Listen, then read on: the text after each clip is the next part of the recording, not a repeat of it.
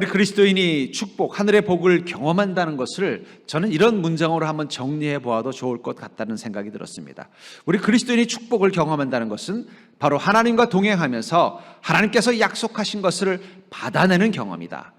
주님이 주시는 그 복은 우리의 것이 아니라 주님의 것을 우리에게 주시는 것입니다. 전 그러면서 약속을 받다라는 이 말이 참 좋은 표현인 것 같아요. 약속을 받는다는 말은 무슨 뜻이에요? 예를 들면 내일 줄게 라는 약속을 했다면 그것은 무엇을 의미하는 거예요? 그 사람이 가지고 있는 것을 내일 내가 갖게 된다는 것을 뜻하는 게 바로 약속을 받는다는 것이겠죠. 그 약속을 받는다 하는 것은 내 것이 아니라 그 상대방에 있는 것을 내가 받게 되는 게 바로 약속을 받는 것이라면, 그리스도인에게 축복이라는 것은 하나님의 약속을 받는 것입니다. 어떤 약속이요? 너희를 복되게 하리라. 그 복은 하나님의 것입니다. 원래 내 것이 아니라 하나님의 것이라는 거예요. 그러니까 여러분들 관상학적으로 내가 지질이 복이 없어도 걱정하지 않기를 주의 이름으로 축복합니다. 왜냐하면 하나님이 주는 복은 원래 내 것이 아니라 누구 거라고요? 하나님 것이고. 옆 사람 보고 인사해 볼까요? 얼굴은 복이 없어 보이지만 하늘 복은 많이 받게 생기셨군요. 그러니까 여러분, 우리가 하나님께 축복을 받는다는 것은 원래 우리 것을 받는 게 아니에요. 그래서 그리스도인들은 사주팔자가 별로 중요하지 않습니다. 왜냐하면 우리가 받으려는 축복은 내가 원래 가지고 태어난 것을 받는 게 아니라 하나님이 우리에게 약속하신 것을 받는 것입니다. 그런데 그 약속을 받되 내일 줄게 할 때 반드시 필요한 게 또 한 가지 조건이 있어요. 그것은 무엇입니까? 바로 주기로 약속한 사람을 만나는 작업입니다. 내일 줄게 하고 내일 안 오면 뭘 뜻하는 거예요? 안 준다는 뜻입니다. 그렇잖아요? 내일 저기 서정역 앞에서 만나. 내가 내일 줄게 해서 내일 10시에 서정역 앞에서 만나기로 해서 기다렸는데 안 왔다. 그건 뭘 말하는 거예요? 안 준다는 뜻입니다. 그렇죠? 주더라도 다음에 주겠다는 뜻이겠죠. 그런 의미에서 하나님의 축복을 경험하기 위해서는 반드시 필요한 조건이 무엇인가? 그것은 하나님을 만나는 경험이 있어야 된다는 거예요. 왜냐하면 하나님께서 주실 때 택배로 주시지는 않거든요. 반드시 우리를 만나셔서 우리 삶 가운데 하나님이 가지고 계시는 그 하늘의 복을 내가 소유할 수 있도록 만들어주는 약속, 그것을 경험하는 게 그리스도인의 축복이라는 것입니다. 이스라엘 민족들도 마찬가지예요. 하나님께서 가나안의 복을 주시겠다고 약속하셨고 그 복을 주시기 위해서 하나님 지금 이스라엘 민족을 이 시내산까지 함께 동행하여 주셨습니다. 근데 갑자기 시내산에서 하나님이 이렇게 말씀하시는 거예요. 너희들은 내가 약속한 그 가나안 땅을 향해 가라. 그러나 나는 따라가지 않겠다. 분명히 지금까지 하나님은 애굽에서부터 이스라엘 민족을 인도하실 때 함께 불기둥과 구름기둥으로 또 모세를 통해서 말씀으로 인도하시며 함께 계셨습니다. 그런데 갑자기 시내산에서 하나님이 뭐라고 말씀하시냐면 너희들끼리 가라는 거예요. 적어도 내가 약속한 그 땅을 향해 너희들끼리 가라는 거예요. 하지만 나는 같이 가지 않겠다는 것입니다. 그 말을 듣고 깜짝 놀란 모세는 아니 하나님 왜 갑자기 지금까지 우리와 늘 같이 하시면서 우리에게 약속하신 그 일들이 이루어지도록 함께 동행하셨으면서 왜 갑자기 같이 가지 않겠다고 말씀하십니까? 했을 때 주님은 뭐라고 말씀하세요? 너희들은 목이 곧은 백성이다. 내가 너희들과 같이 가다가는 화가 나서 너희들을 진멸할까 봐 무서워서 너희랑 같이 가지 않겠다. 그 말을 들은 모세는 슬퍼했을 것입니다.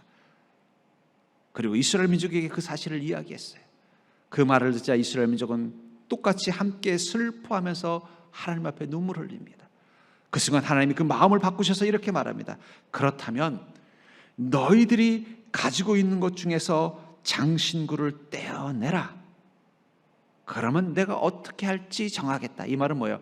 한 번 더 생각해 보겠다는 거예요. 너희들끼리 보낼지 같이 갈지를 고민해 보겠다는 것입니다. 그 말을 듣고 이스라엘 민족은 자신들이 있는 모든 장신구를 떼어 버렸다라고 이야기하고 있습니다. 분명히 아까도 말한 것처럼 하나님의 복을 경험하기 위해서는 하나님의 약속이 우리에게 임하는 것이 필요합니다. 그리고 하나님은 그 약속이 이루어지도록 하시기 위해서 우리와 함께 하십니다.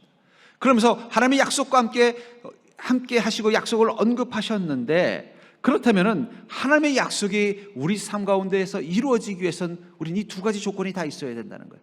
첫째는 하나님의 약속을 받는 경험, 두 번째는 그 약속이 이루어지도록 하나님 나와 함께 동행하는 삶이 있어야만 우리는 하나님의 약속이 내 삶에 축복이 되는 것을 경험할 수 있게 된다면, 하나님과 동행하는 삶과 하나님의 약속을 받는 경험은 어떤 관계일까요? 전 그것을 통해서 하나님이 함께 가지 않겠다는 그 말 앞에 슬퍼했던 모세와 이스라엘 민족의 그 마음이 무엇 때문인지를 여러분들이 깨닫고 여러분들이 주님과 함께 동행하면서 주님이 약속하신 놀라운 하늘의 복을 여러분들의 삶 가운데 구체적으로 경험하는 인생이 되기를 주의 이름으로 간절히 축복합니다. 먼저 오늘 이 이야기를 통해서 우리가 알 수 있는 것은 무엇이냐면, 하나님이 우리를 인도하심의 목적은 하나님이 약속하신 것을 실행하기 위해서라는 거예요. 하나님께서 우리를 인도하고 계신 진짜 목적이 뭐라고요? 하나님이 우리에게 하신 그 약속이 이루어지게 하시기 위해서 우리를 인도하고 있다는 것입니다. 본문 1절을 다시 보시면, 여호와께서 모세에게 이르시되 너는 내가 애굽 땅에서 인도하여 낸 백성과 함께 여기를 따라서 내가 아브라함과 이삭과 야곱에게 맹세하여 내 자손에게 주기로 한 그 땅으로 올라가라. 하나님은 그 가나안 땅을 뭐라고 말하고 있어요? 주기로 약속한 땅이다. 그것도 지금 이 하나님을 만나고 있는 이스라엘 민족이 아니라 그들의 조상인 아브라함과 이삭과 야곱의 때부터 약속하신 거라는 거예요. 여러분, 우리의 믿음의 가문이라는 게 왜 중요한지 아세요? 믿음의 가문은요, 하나님의 약속이 이미 여러분들 이전에 여러분들의 부모와 조부모로부터 이루어져 있기 때문이에요. 그래서 가끔 저에게 우리 자녀들이 예수를 안 믿어서 걱정이다라고 하는 그런 성도님들의 얘기를 들을 때 제가 제일 중요하게 생각하는 게 뭐냐면, 몇 대 예수 믿었느냐 하는 걸 봐요. 그래서 조부모님부터 열심히 예수 믿었다 그러면요, 저는 별로 걱정하지 않습니다. 왜냐하면 하나님이 이미 그 부모님, 조부모를 통해서 어떻게 했어요? 너희 자손을 복되게 하리라. 하나님이 복되게 한다는 말 속에는 두 가지 의미가 있는 거예요. 하나는 그들의 삶 가운데 하늘의 풍성함을 준, 또 하나는요, 그들이 구원 하나님 받은 하나님의 백성으로 살게 만들어 주신다면 언젠가는 어떻게 해요? 멱살을 끌고서라도 하나님께서 교회로 데려올 걸 저는 알기 때문에 그렇게 걱정하지 않습니다. 하지만 본인이 이제 저 하나님 약속을 받았다면 그건 좀 얘기가 달라요. 왜냐하면 그것은 하나님의 약속이 그분에게 임했느냐 안 했느냐에 따라 달라지기 때문입니다. 그래서 여러분, 믿음의 가문이라는 걸 결코 그렇게 그냥 단순한 게 아니라는 거예요. 그래서 오랫동안 그 가족들이 대대로 주님을 믿는 믿음의 가족에는요, 하나님의 약속이 견고하다는 거예요. 이스라엘 민족도 하나님께서 이들을 이 애굽 땅에서부터 건져내신 그 이유를 뭐라고 말씀하고 있어요? 너희 조상들에게 내가 약속했다는 거예요. 그걸 나는 400년 동안 잊지 않고 있었다는 것입니다. 그리고 그 약속이 실현되게 하기 위해서 애굽 땅에 있는 이스라엘 민족을 인도하여 내셔서 그 약속의 땅인 가나안 땅으로 인도하고 있다는 것입니다. 저는 이 이스라엘 민족에게 너의 자손에게 주기로 한 그 땅으로라는 말을 통해서 왜 하나님은 굳이 애굽에 있는 이스라엘 민족을 그곳에 머물게 하지 않고 가나안 땅으로 이끌고 갔는지를 알 수 있습니다. 왜냐하면 하나님이 약속하신 땅은 애굽이 아니라 가나안 땅이기 때문이죠. 근데 이 애굽은요, 살만한 땅이에요. 애굽은 나일강이라는 큰 강이 있었고요, 그 나일강을 중심으로 옥토, 곡창지대가 있었기 때문에 사시사철 농사도 잘 되고 정말 살기 좋은 곳입니다. 또 뒤에는 이 남쪽으로는, 서쪽과 남쪽으로는 사막이 있고요, 아라비아 사막이 있고, 또 동쪽으로는 이 홍해가 있어서 외세, 또 북쪽으로는 지중해가 있기 때문에 외세 침략도 별로 안 받는 곳이에요. 그러니까 전쟁이 날 확률도 별로 없는 정말 살만한 땅이에요. 그러니까 이스라엘 민족이 이 야곱의 시대 때 그 가뭄 때문에 어쩔 수 없이 애굽 땅에 가서는 어떻게 됐어요? 거기서 그냥 머물러 살게 된 이유도 뭐냐면 정말 살만한 곳이었기 때문이에요. 물론 그 뒤에 이 바로라는 왕 중에 이 이스라엘 민족을 못 살게 구는 왕을 만나서 그들이 고생을 했지만, 그러나 조건적으로 왕의 핍박만 없으면 정말 살기 좋은 땅이 바로 애굽의 땅이었다는 거예요. 그렇다면 하나님께서 정말 그들을 그냥 살기 좋게 만들어 주시려면은 굳이 가나안 땅까지 데려가실 필요 없이 어떻게 해요? 그냥 애굽 땅에서 바로 왕의 마음을 바꿔서 이제부터는 이스라엘 민족을 괴롭히지 않겠다라는 약속만 받고 그곳에서 그냥 자기 인생을 잘 살게 했으면은 충분히 될 수 있었음에도 불구하고 왜 굳이 그들을 애굽에서 인도하셔서 이 광야를 통과해서 가나안 땅에 가게 했을까요? 그것은 하나님의 약속이 있는 땅은 애굽이 아니라 가나안이기 때문입니다. 여러분들, 우리 인생은요, 하나님의 백성들에게는 두 가지 인생을 경험합니다. 하나는 살만한 땅이 있고 약속이 있는 땅이 있다는 거예요. 살만한 시간이 있고 약속이 있는 시간이 있다는 것입니다. 우리는 살만한 땅, 살만한 인생을 세상 사람들은 원해요. 좀 이 정도면 살만한 거. 그런데 그리스도인이 원하는 인생은요, 살만한 인생이 아니라 하나님의 약속이 이루어지는 인생을 꿈꾸는 게 그리스도인이라는 거예요. 세상 사람들은 애굽이든 어디든 상관없어요. 살만 하면 돼요. 먹을 거 걱정 없고, 살 걱정 없고, 자식 걱정 없고, 몸 걱정 없고, 그냥 살만 하면 되는 거예요. 그러나 그리스도인이 꿈꾸는 인생은요, 하나님의 약속이 이루어지는 인생을 꿈꾸는 것이 그리스도인과 세상 사람들의 결정적인 차이입니다. 지금 이스라엘 민족이 애굽에서는 충분히 살만하지만 거기서 바로라는 이스라엘 민족을 힘들게 하는 지도자만 바뀌면 살만한 곳이지만, 만약에 그곳이 살만한 곳에 하나님이 임하기를 원하셨다면은 그냥 바로 왕을 쫓아내고 모세를 애굽의 왕으로 삼으셨으면 다 해결될 문제였는데, 그렇게 하지 않고 그 200만 명이나 되는 이스라엘 민족을 다 대이동해서 가나안 땅으로 인도해 갔던 이유는 하나님의 약속은 가나안 땅에 있었기 때문입니다. 여러분, 우리가 하나님께 복을 받는다는 것은 우리 인생이 살만해지는 것이 아니라 하나님의 약속이 이루어지는 것을 경험하는 게 복을 받는 것입니다. 그렇기 때문에 여러분들은 무엇을 위해서 기도해야 돼요? 주님의 약속이 이루어지는 인생 되게 해달라고 기도하시는 거예요. 주님이 내게 주신 약속이 이루어지는 인생이 될 수 있도록 기도하는 것, 하나님의 약속이 경험되는 인생을 살 수 있도록 기도하는 것이 필요하다는 것입니다. 창세기 26장 2절부터 3절에 보면은 여호와께서 이삭에게 나타나 이르시되 애굽으로 내려가지 말고 내가 내게 지시하는 땅에 거주하라. 이 땅에 거류하면 내가 너와 함께 있어 내게 복을 주고 내가 이 모든 땅을 너와 내 자손에게 주리라. 내가 내 아버지 아브라함에게 맹세한 것을 이루어. 이삭이라는 한 그리스도인이 가나안 땅에 있다가 그곳에서 기근을 만났어요. 가나안 땅 전체가 대기근이 온 것입니다. 그래서 그곳에서 도저히 살 환경이 안 돼서 애굽으로 이주를 하려고 했어요. 그랬더니 하나님께서 이 이삭에게 나오셔서 뭐라고 말씀하시냐면, 애굽으로 가지 말아라. 너희 아버지도 애굽 갔다가 고생하지 않았니? 가지 말고 내가 지시하는 땅에 거주하라. 이삭은 애굽으로 가지 않았습니다. 하나님의 음성을 듣고 그냥 가나안 땅에 머물렀어요. 근데 중요한 건 그가 가나안 땅에 머무른 이유가, 애굽 땅에 가지 않은 이유가 그냥 애굽 땅에 가지 말라고만 한 게 아니라 주님이 지시할 땅이 다른 곳이었기 때문이라는 거예요. 주님이 지시한 땅은 어떤 곳입니까? 가나안 땅이었다는 거예요. 근데 중요한 건 이 가나안 땅은 지금 기근을 겪고 있었어요. 살만한 곳이 아니었습니다. 오죽 살만한 곳이 아니었으면 애굽으로 이주하려고 계획을 했겠어요. 적어도 애굽은 가뭄이 와도 나일 강물이 있기 때문에 그래도 목숨은 연면할 수 있는 곳이기 때문에 이주하려고 했던 것입니다. 근데 주님은 그 사실을 뻔히 알면서도 애굽으로 가지 말라고 명령하시고는 그냥 내가 지시한 땅, 다른 말로 표현하면 하나님의 약속이 있는 땅에 머물라고 명령하셨다는 거예요. 그러자 어떤 일이 일어났어요? 이삭이 주님의 말씀을 듣고 그 지시한 땅에 머물면서 사는 동안 여전히 그 땅에는 가뭄이 있었습니다. 양들을 키우는 이 목자, 이 목축업을 하는 그들에게는 가장 중요한 건 풀과 마실 물이에요. 근데 가뭄이 오니까 풀들은 다 말라버렸죠. 우물물들은 다 말라버렸죠. 그러니 양들이 다 죽어갈 수밖에 없는 상황이라는 거예요. 그런데 놀라운 건 이삭이 우물을 파면은요, 물이 나오는 거예요. 가물었는데. 여러분, 가물면 우물도 안 나옵니다. 옛날에 가뭄 때 보면요, 우물부터 말라요. 근데 이삭이 파면 우물이 나오는 거예요. 그러니까 또 어떻게 해야 돼요? 옆에 있던 같은 가뭄을 겪고 있는 그 지역 가나안의 거민들이, 특별히 그랄 사람들이 이삭이 판 우물에서 물이 나오니까 와가지고 이거 우리 땅인데 왜 네가 여기서 물을 파냐 하면서 쫓아내버리는 거예요. 이삭이 하나님께 기도합니다. 하나님, 전 주님이 가지 말라고 지시할 땅에 머물라고 해서 이곳에 머물렀습니다. 이곳이 주님이 약속한 땅이라고 믿고 머물렀습니다. 근데 그 우물을 파서 물이 나오는데 그걸 빼앗겼습니다. 어떻게 하면 좋습니까? 하나님 뭐라고 말씀하셨을까요? 걱정하지 말아라. 또 다른 우물을 파라. 그래서 이삭이 보니까 전에 아버지가 팠던 우물인데 그 우물물이 말라가지고 그냥 버려진 우물이 하나 있더라고요. 버려서 혹시 애들이나 양들이 빠질까봐 그 돌더미로 다 메꿔놓은 우물이 있는 거예요. 그래서 그걸 찾아가 어릴 때 기억이 나서 그 우물을 팠어요. 옆에 있던 그랄 사람들이 저 이삭이라는 사람이 저 말라버린 우물을 또 파고 있는데 그 바보 같은 사람이네. 그 우물 마른 지가 언제인데 그걸 파고 있어. 근데 신기한 건요, 그 우물을 봤더니 거기서 또 물이 나오는 거예요. 가물어 있는데. 가물기 전에도 이미 말라버린 우물인데 물이 나오더라는 거예요. 어떻게 그게 가능했을까요?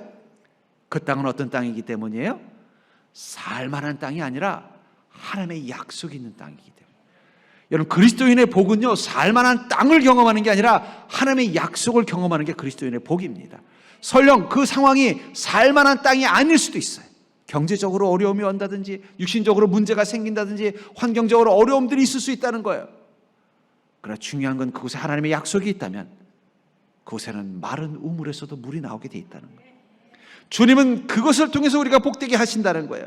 그래서 창세기 26장 3절에서 또 이렇게 말하죠. 이 땅에 거류하면, 이 땅은 어떤 땅이 하나님이 거하라고 명령하신 약속의 땅입니다. 내가 너와 함께 있어 내게 복을 주고. 결국은 그리스도인의 복은 무엇을 통해 경험하는 거예요? 하나님이 함께 하심으로 경험한다는 거예요. 왜 우리가 주님의 약속의 땅을 찾아야 되고 그 약속의 땅에 머물러야 할까요? 그곳에 하나님이 계시기 때문입니다. 하나님이 계시면 그 땅이 가물어버린 가나안 땅처럼 살만하지 못한 곳일지라도 하나님 그곳에서 우리가 하늘의 복을 누리도록 만들어 주실 것입니다. 그곳이 이 광야처럼 태초부터 아예 그곳에는 살만한 조건이 아닐지라도 그곳에 하나님이 함께 계시고 하나님의 약속이 있는 곳이라면요, 그곳엔 만나가 있고 메추라기가 있고 단단한 암석에서 물이 나온다는 거예요. 우리는요, 살만한 땅을 찾아 사는 인생이 아니라 하나님의 약속이 임하는 땅을 찾아 사는 인생입니다. 그리고 하나님의 약속이 임하는 땅의 특징은 무엇일까요? 그곳에서는 하나님의 음성이 살아있다는 거예요. 내가 지시할 땅. 하나님은 약속의 땅을 뭐라고 말하고 있어요? 내가 지시할 땅이라는 거예요. 그것은 내가 지정한 땅이라는 얘기도 있지만 하나님이 함께 계시면서 그 음성이 들리는 땅이라는 것입니다. 이삭은 그 가물어버린 그 가나안 땅에서 애굽으로 가지 않고 그것이 하나님의 약속의 땅이기 때문에 머물 때 날마다 하나님의 지시를 들었던 거예요. 그래서 우물을 팠더니 우물물이 나왔어요. 그랬더니 같이 가물어서 고생하고 있는 가나안 거민들이 와서 빼앗아가는 거예요. 지들도 양심은 있지만 그래도 참아 못하겠는 거예요. 왜냐하면 자기들도 먹고 살아야 되니까. 뺏겼어요. 이삭이 싸우기에는 힘도 부족하고 또 그리스도인답지 않아서 고민하고 있는데 하나님 또 다른 음성을 들려주는 거예요. 그거 걱정하지 마라. 다른 데 우물 파라. 네가 무엇을 파든지 내가 거기에 물이 나오게 해주겠다. 그래서 이삭이 우물을 파 옮겨 다닙니다. 그냥 옮겨 다니는 게 아니라 날마다 주님의 음성, 주님의 지시하심을 따라 우물을 팠더니 어떻게 돼요? 물들이 나올 뿐만 아니라 양들이 더 잘 돼가지고 남들은 공황이 와서 쫄딱 망했는데 이삭은 거기서 부자가 돼버렸어요. 왜냐하면 그런 하나님이 지시하는 땅, 하나님의 음성이 살아있고 하나님이 함께하는 약속의 땅에 머무는 믿음이 있었기 때문이라는 것입니다. 우리는 때로는 하나님과 동행하는 게 부담이 될 때가 있어요. 어떤 분들은 그냥 주일만 주님을 면회하듯이 만나고 주중에는 주님을 전혀 경험하지 않는 인생을 살고 싶어요. 이유가 뭘까요? 그것은 하나님이 우리와 함께 동행하는 목적을 오해했기 때문이에요. 여러분, 믿음이라는 것은 왜 주님이 나와 함께하고 싶은지에 대한 분명한 이유를 깨닫는 것입니다. 주님 왜 우리와 함께 하시길 원하시는 거예요? 내가 너에게 약속한 그 땅의 복을 누리게 하기 위해서라는 거예요. 그래서 내가 너와 함께 있어 내게 복을 주고. 왜 이스라엘 민족이 하나님이 같이 가지 않겠다는 그 말 앞에 슬퍼할 수밖에 없었어요? 복은 하나님과 함께 있으면서 하나님의 음성을 듣는 자에게만 하늘의 복이 경험되어질 수 있기 때문입니다. 우리가 주님과 동행하고자 하는 간절한 마음이 생기는 이유는요, 그것이 복이라는 걸 깨달을 때라는 거예요. 우리 인간은요, 완고한 죄를 가진 자입니다.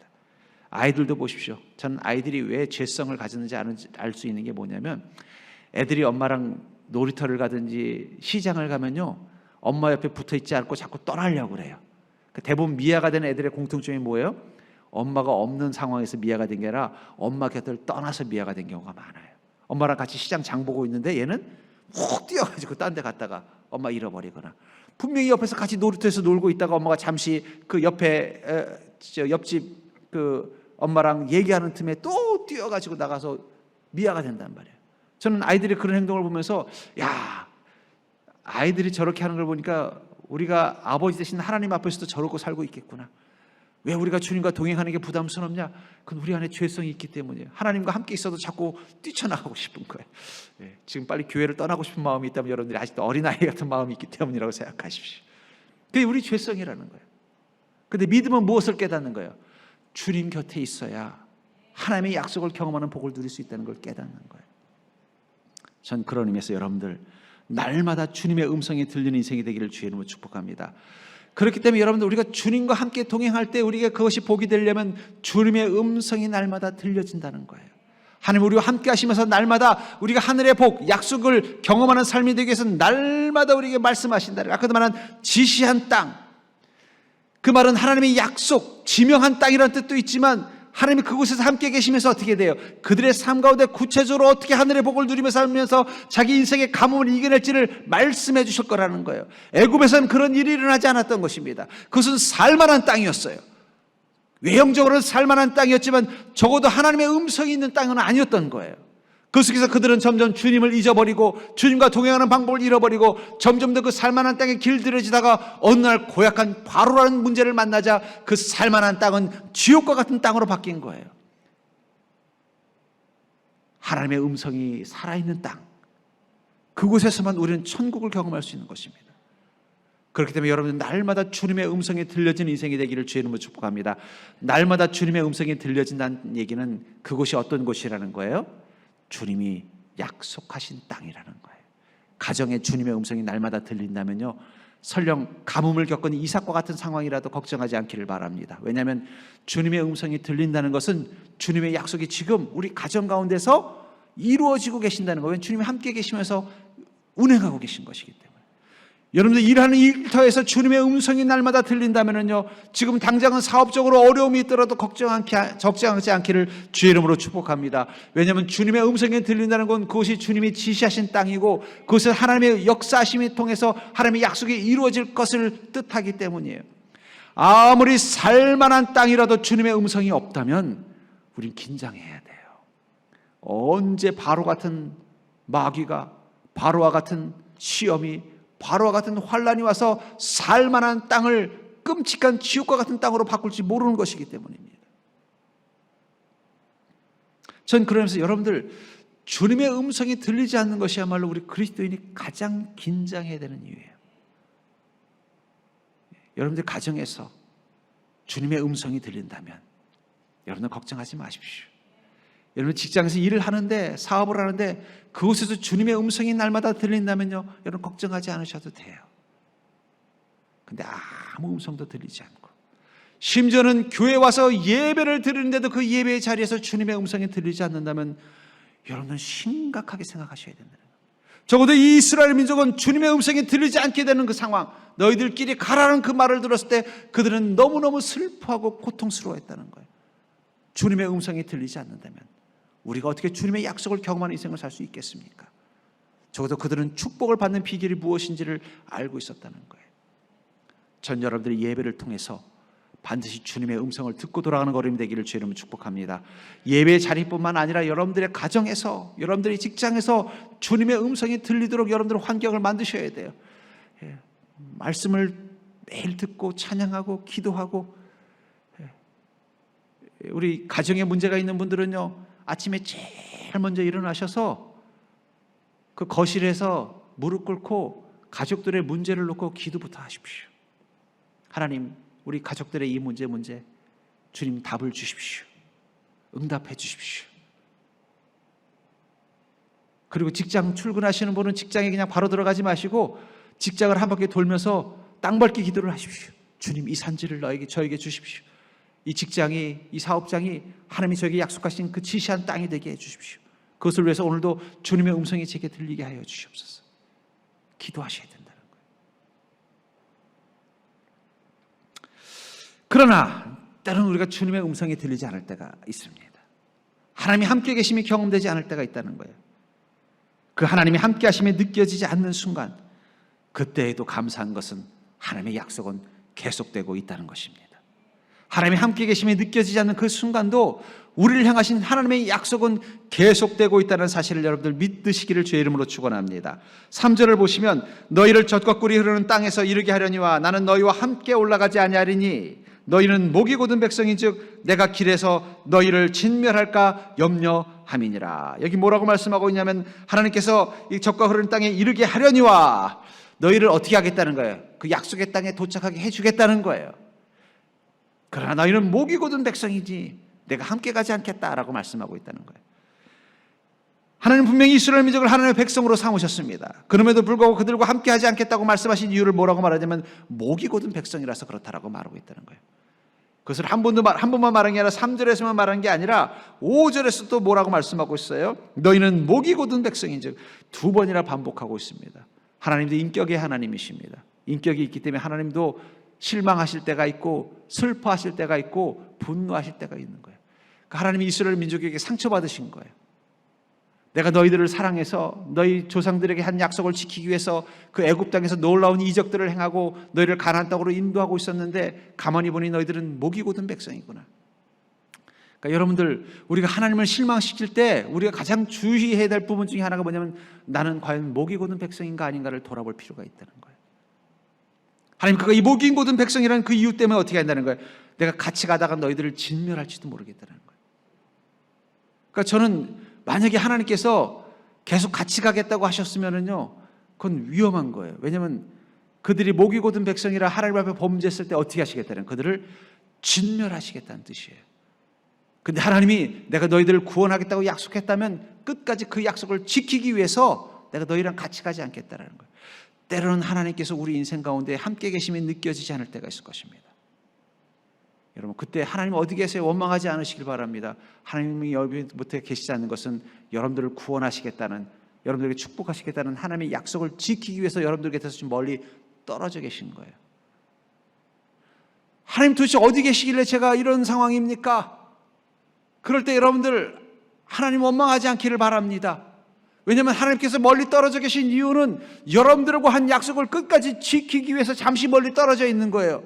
같이 있으면 무엇 하실까 봐요. 그 약속을 못 지키실까 봐. 너희를 복되게 하겠다, 너희를 축복하겠다, 너에게 영생을 주겠다는 그 약속을 못 지키실까 봐.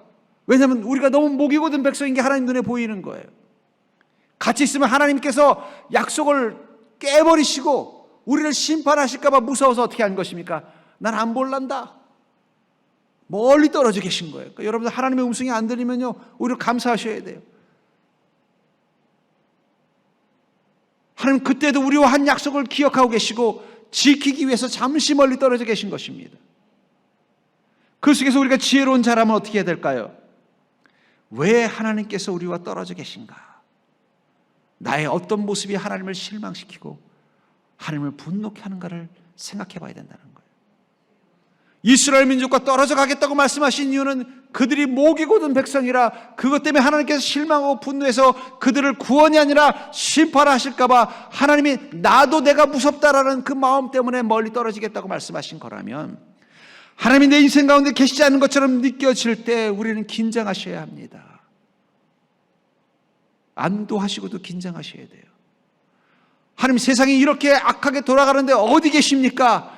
여러분, 하나님이 안 보이시는 거에 감사하십시오. 이 악한 세상 가운데 하나님께서 멀리 계시지 않고 우리 곁에 계셨다면요, 아마 이 땅 가운데 창궐한 건 코로나가 아니라 흑사병이었을 거예요. 근데 하나님은 우리를 구원하시기로 한 그 약속을 지키기 위해서 지금 멀리 계신 거예요.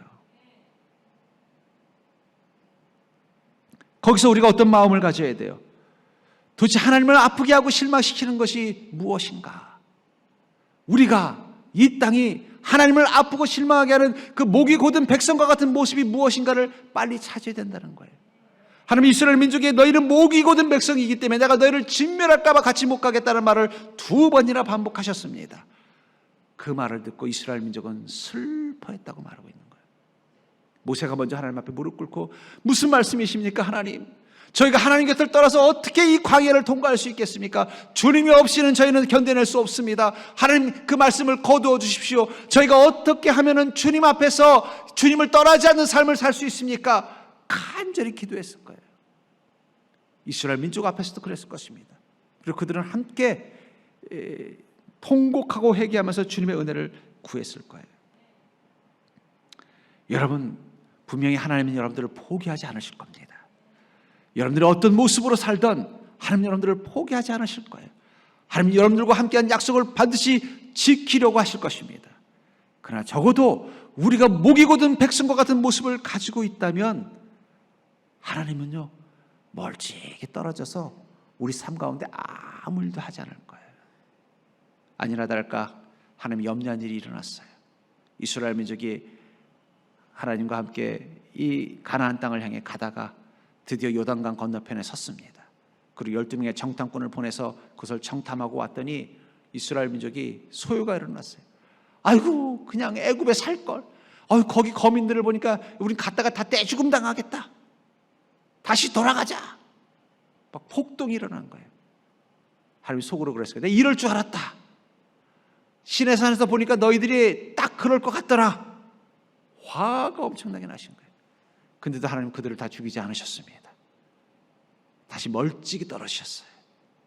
그 멀찍이 떨어진 시간 동안 이스라엘 민족은 광야를 40년간 헤맨 겁니다. 결국 이스라엘 민족이 광야를 40년간 헤맨 것은요, 하나님께서 멀찍이 떨어져 계신 거예요. 아마 시내산에 그냥 가만히 앉아 계셨을 거예요. 그러니까 시내산을 놔두고 빙빙 돈 거예요. 40년간. 언제쯤 하나님께서 우리와 함께 이 요단강 같이 건너가 주시나. 결국 그들의 목이 곧은 모습이 그들로 하여금 그 가나안 땅, 길어야 4년이면 갈 수 있는 그 땅을 40년간 못 들어가고 하나님의 약속이 이루어지지 않는 삶을 40년간 살게 된 이유가 뭐냐면 바로 그들에게 목이 곧은 백성과 같은 모습이 있었기 때문이라는 거예요. 여러분들, 하나님 도대체 어디 계십니까? 내 인생 가운데 어디 계십니까? 이런 질문이 떠오를 때마다 여러분들은 하나님이 계신 곳을 찾지 말고 왜 하나님이 지금 내 옆에 안 계신지 이유를 내 자신에게서 찾으셔야 돼요. 내 안에 목이 곧은 백성과 같은 모습은 없는가? 그것이 해결되지 않는 한 주님은 여전히 멀찍이 떨어져 계실 거예요. 왜냐하면 우리를 구원하시길 원하시기 때문에. 우리가 어느 순간 내 자신의 죄가 무엇인지를 깨닫고 이젠 주님과 함께 동행할 수 있는 준비가 될 때까지 하나님은 기다리고 계신다는 거예요. 저는 이 땅도 마찬가지라고 생각해요. 세상을 바라보면 정말 하나님이 어디 계신가 안 보이는 것 같죠? 하나님 지금 멀찍이 우리가 안 보이는 곳에 지금 몰래 앉아 계세요. 왜냐하면 우리 옆에 있으면 하나님께서 진노의 심판을 행하실까 봐 우리를 구원하기로 약속하셨기 때문에 하나님 기다리고 계신 거예요. 목이 곧은 백성과 같은 우리의 마음이 이제는 겸손해지게 되기를 기다리고 있다는 것입니다. 그렇기 때문에 우리는 하나님과 동행하는 인생이 되기 위해서는 반드시 우리의 곧은 목을 꺾는 장신구를 버리는 삶이 필요하다는 것입니다. 본문 5절과 6절을 보시면 여호와께서 모세에게 이르시기를 이스라엘 자손에게 이르라 너희는 목이 곧은 백성인즉 내가 한순간이라도 너희 가운데 이르면 너희를 진멸하리니 너희는 장신구를 떼어내라 그리하면 내가 너희에게 어떻게 할 것인지 정하겠노라 하셨음이라. 이스라엘 자손이 호랍산에서부터 그들의 장신구를 떼어내니라. 하나님 어떻게 하면 주님께서 우리와 떨어지지 않고 함께 동행하시겠습니까? 그 순간 하나님이 모세를 통해서 이렇게 말씀하십니다. 너희의 장신구를 떼어내라. 그리하면 내가 어떻게 할지 고민해 보겠다. 이 목이 곧은 자, 그들은 장신구를 그 몸에 두르고 있는 자라고 상징하고 있다는 거예요. 저는 왜 이 장신구를 떼내라고 하나님 말씀하셨을까? 하나님은 목걸이 반지를 안 좋아하셔서 그럴까요? 그렇다면 여러분들 지금 목에 있는 걸 다 떼내셔야 될 텐데 저는 그 단서를 깨달은 게 있어요. 여러분 힙합이라고 들어보셨죠? 이 젊은이들이 좋아하는 음악 장르 중에 힙합을 좋아하는 애들이 있어요. 힙합을 좋아하는 애들은 모자도 이렇게 삐딱하게 쓰고 바지도 보면 막 펑퍼짐한 바지를 거도 막 질질 끌어가지고 이게 바지인지 아니면 바닥을 닦는 걸레인지 헷갈리는 신발도 자기 문수보다 막 몇 배나 큰 문수를 신고 다니는 그런 친구들 보면 목에는 막 금고리를 잔뜩 하고 막 팔찌부터 해서 반지까지 막 잔뜩 하는. 그래서 힙합을 하는 가수들은 또 다 보면은요 자기 분수에 맞지 않는 뭐 그런 좋은 차를 막 끌고 다니고 막 이래요. 그거를 자기들 전문 용어로 스웩이라고 합니다. 스웩. 근데 이 스웩이라는 말은 원래 이 셰익스피어의 희극에서 나온 말이에요. 셰익스피어가 이 말을 처음 썼는데 이 건들거린다는 뜻으로 이 스웩이라는 말을 썼는데 이거를 이제 힙합을 좋아하는 이 가수들이 자신들의 어떤 정신, 힙합 정신으로 이 스웩이라는 말을 사용한 것입니다. 그러면서 이 말은 뭐냐면 허세, 뭔가 지금 자기를 과시하는 모습. 그리고 그것을 보여주기 위해서 제일 많이 하는 게 뭐예요? 막 금목걸이를 막 두꺼운 걸 막 하고 그것도 한 개가 아니라 막 10개씩 막 하고 손에다가는 그냥 10손가락에 다 금반지를 끼면서 요 이러면서 막 그렇게 행동하는 그 속에는 뭐가 있다는 거예요? 스웩. 자신이 가지고 있는 모습을 좀 더 건들거리면서 좀 자신을 좀 드러내 보이고 싶은 그런 욕망을 보면서 아, 이 장신구는 그런 의미가 있겠구나. 왜 굳이 꼭 자기를 스웩하는데 꼭 목걸이와 반지를 해야 될까요? 그때 보니까 어디 보니까는 그러려고 일부러 금반지는 못 사니까 구리반지 했다가 막 덧났다는 뭐 그런 가수 얘기도 보면서 웃었습니다만. 그러니까 이 장신구를 떼라는 말은 뭐냐면 내 안에 스웩이 있다는 거예요. 여러분들 힙합을 좋아하는 애들만 스웩이 있을까요? 우리에게도 스웩이 있어요. 자기를 과시하고 자기를 드러내고 싶은 욕망, 하나님의 말씀을 따라 살기보다는 자기가 더 옳고 자기가 더 바르다는, 그래서 그들은 노래를 부를 때도 배틀을 해요. 네 노래가 잘하는지 내가 들으니 한번 붙어보자. 그 속에 뭐예요? 내가 가장 최고라는 그 의식, 그게 수액이라는 단어 속에 들어있다면 사실 우리는 다 우리 마음속에 수액을 가지고 있는 거예요. 하나님보다 더 높아지고 싶은 마음, 자신이 더 옳다고 생각하고 싶은 그 마음, 그 마음이 결국은 목이 곧은 백성이 되어서 어떻게 하는 것입니까? 하나님의 말씀 앞에 순종하지 못하게 만들기 때문에 하나님께서 우리의 모습을 보고 진노하실까 봐, 내 백성이 어떻게 이럴 수 있느냐 진노하실까 봐 떨어져 계신다는 거예요. 그래서 뭐라고 말씀하시는 거예요? 너희들의 장신구를 빼어내면 내가 한번 다시 고민해 보겠다는 거예요. 그 말은 뭐예요? 너희 안에 있는 그 수액을 제거하라는 거예요. 그 수액의 정신이 뭐라고요? 내가 최고다, 내가 옳다, 나는 소중하다, 자기를 드러내고 싶은, 어쩌면 이 힙합이야말로 이 자아를 소중히 여기는 현대인들을 가장 단적으로 보여주는 문화가 바로 이 힙합 문화일 수도 있을 것입니다. 그래서 창세기 35장 2절부터 5절에 보면은 이 장신구를 떼어내라는 이 사건을 말씀하신 첫 번째 이야기가 나옵니다. 그건 바로 야곱의 가족들의 이야기예요. 야곱의 가족들이 이 세겜이라는 도시 근처에 살고 있었는데 그만 그 세겜족 사람들하고 싸움이 생겨서 그 세겜족 사람들을 다 죽이는 그런 잔인한 전쟁이 일어났어요. 근데 문제는 이 세겜족에게는요, 동족들이 많이 있었고 부족도 동맹 국가들이 많이 있었어요. 만약 이 사실이 알려지면요, 주변에 있는 다른 성에 있었던 국가들도 와가지고 이 야곱의 가족들을 죽일 거예요. 비록 세겜족하고는 어떻게 지략을 써서 이겼지만 다른 부족들과도 싸워 이길 능력은 없었던 거예요. 이제는 야곱이 완전히 멸족을 당할 수밖에 없는 그 상황 가운데서 하나님께 간절히 기도합니다. 기도했더니 하나님께서 이렇게 말합니다. 여호와께서 이삭에게 하나님께서 나타나서 이렇게 말씀하십니다. 창세기 35장 2절부터 5절에 보면은 야곱이 이에 자기 집안 사람과 자기와 함께한 모든 자에게 이르되 너희 중에 있는 이방 신상들을 버리고 자신을 정결하게 하고 너희들의 의복을 바꾸어 입어라. 우리가 일어나 베델로 올라가자. 내 환난 날에 내게 응답하시며 내가 가는 길에서 나와 함께 하신 하나님께 내가 거기서 제단을 쌓으려 하노라 하매 그들이 자기 손에 있는 모든 이방 신상들과 자기 귀에 있는 귀걸이들을 야곱에게 주는지라. 야곱이 그것들을 세겜 근처 상수리 나무 아래에 묻고 그들이 떠났으나 하나님이 그 사면 거울들로 크게 두려워하게 하셨으므로 야곱의 아들들을 추격하는 자가 없었더라. 이스라엘 민족 야곱의 그 가족들에게 하나님께서 베들로 올라가라 하면서 그냥 가라고 하지 말고 이방 신상들을 버리고 자신들을 정결하게 하고 너희들의 의복을 바꿔 입으라고 명령하십니다. 그 말을 듣고 야곱과 그 가족들은 어떻게 했다고 말하고 있어요? 이방 신상들과 자기 귀에 있는 귀걸이들을 야곱에게 주었고 야곱은 그것을 근처 나무에다 묻어버렸다라고 말하고 있다는 거예요. 다른 사람들도 사용하지 못하도록 묻어버렸다는 것입니다. 여기서 바로 장신구를 첫 번째 버린 사건이 나타난다는 거예요. 결국은 그 장신구는 무엇을 말하는 거예요? 성결하지 못한 모습, 하나님 앞에서 성결하지 못한 모습. 그리고 그들이 성결하지 못했던 이유 중에 첫 번째는 우상 숭배입니다. 우상 숭배는 왜 나쁜 것인가? 그 속에는 잘못된 신념이 들어있기 때문이에요. 우상의 계명 속에는요, 그들도 나름대로의 계명이 있어요. 우리가 하나님을 통해 받은 계명처럼. 근데 하나님으로부터 받은 계명과 다른 부분들이 있는 게 우상의 또 특징입니다. 특별히 이단들은 어떻습니까? 우리 하나님께 우리가 받은 말씀의 계명과 9가지는 똑같은데 한 가지 틀린 거예요. 그 틀린 게 잘못된 신념에 대해서 그들의 삶을 영향을 주기 때문에 여러분, 하나님께서 이스라엘 민족이 모든 백성이라고 할 때 그들의 모든 부분에 실망한 것은 아니에요. 그러나 하나님은요, 완전하신 분이십니다. 여러분들이 범법자가 될 때 우리나라에 있는 법에 그게 10,000가지면 10,000가지를 다 어겨야 범법자가 되는 게 아니잖아요. 그 중에 한 가지라도 어기면 범법자가 되는 것처럼 우리가 하나님 앞에서 그 주신 계명 중에 하나라도 어기면 그 순간 하나님 앞에 정결하지 못하는 거예요. 왜 우상 숭배가 나쁘냐? 우상들이 가지고 있는 가치와 진리에도 하나님이 주신 말씀과 유사한 부분들이 있습니다. 그러나 100% 유사하진 않다는 거예요. 다른 그 하나가 우리에게 잘못된 신념을 만들고 그 잘못된 신념 하나가 우리를 잘못된 인생을 살게 만든다는 거예요. 대표적인 게 불교가 가지고 있는 잘못된 신념이 있습니다. 그게 바로 숙명론이에요. 이 불교는요, 모든 것을 뭘로 봐요? 전생의 업보로 봅니다. 내가 잘 살든 못 살든 잘 되든 못 되든 다 전생의 업보예요. 업보니까 어떻게 돼요? 그냥 받아들이는 거예요.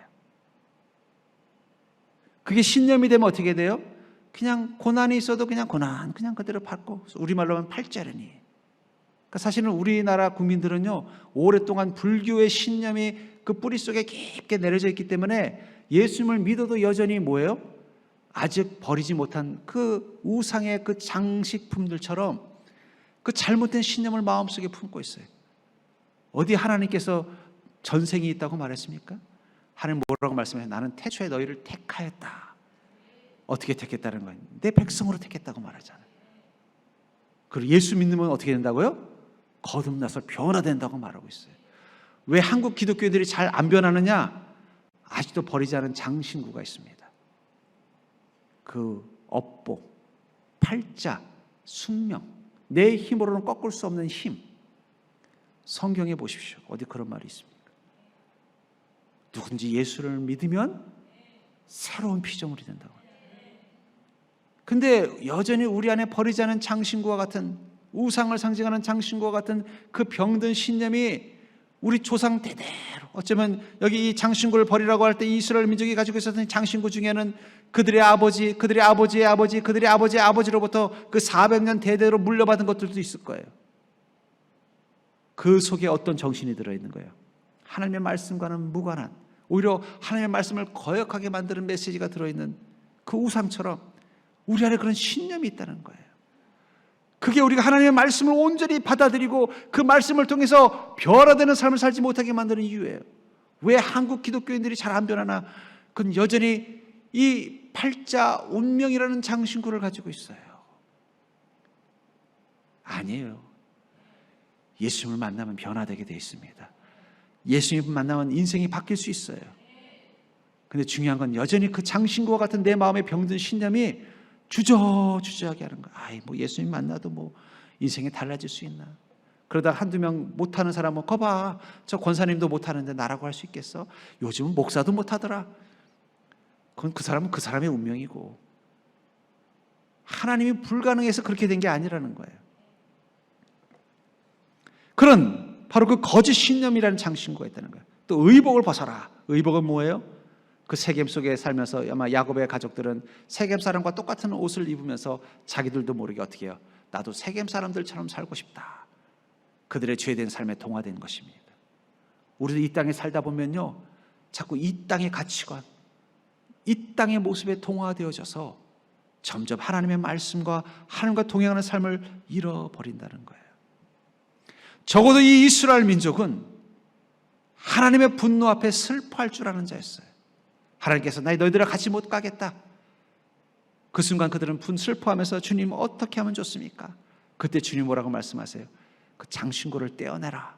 그럼 내가 한 번 더 생각해 보겠다.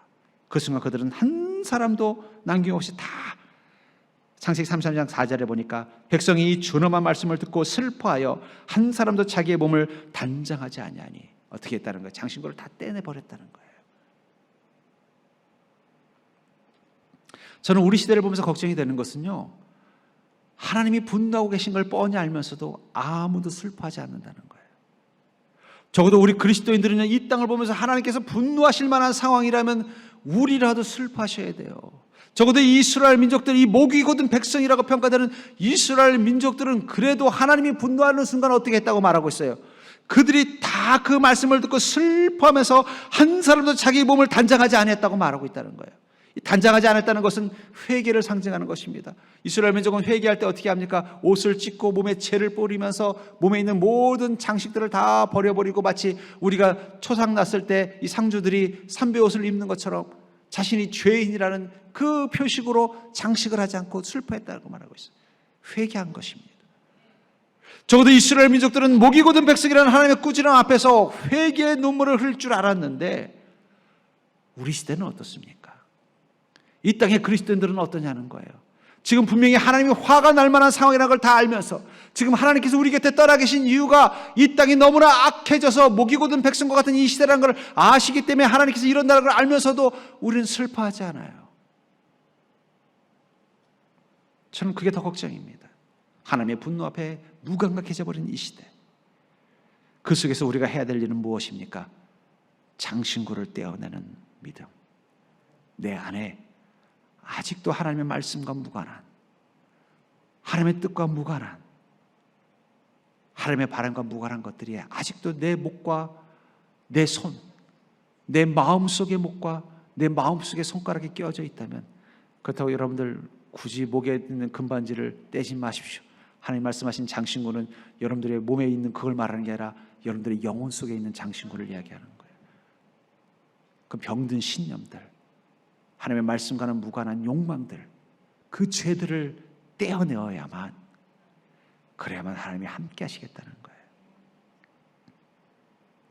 만약에 여러분들이 하나님께서 약속하신 그 약속을 아직 받지 못하고 있다면, 지금 하나님의 약속을 속히 받는 인생이 되기를 원한다면, 지금 여러분들에게 필요한 것은 하나님이 함께 하심을 경험하는 인생을 사는 것입니다.